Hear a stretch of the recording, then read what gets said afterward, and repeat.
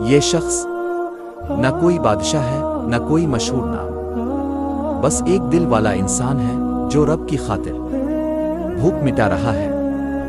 جہاں ظلم کی آندھیاں چلتی ہیں وہاں یہ شخص امید کا دیا جلا رہا ہے۔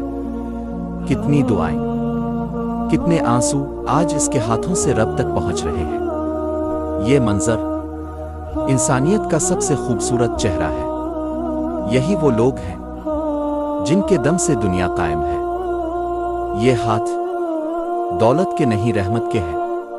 یہ شخص خاموشی میں وہ کام کر رہا ہے جس پر فرشتے بھی رشک کرتے ہیں۔ جب فلسطین کی گلیوں میں بھوک روتی ہے تو یہ شخص رحمت بن کر آتا ہے۔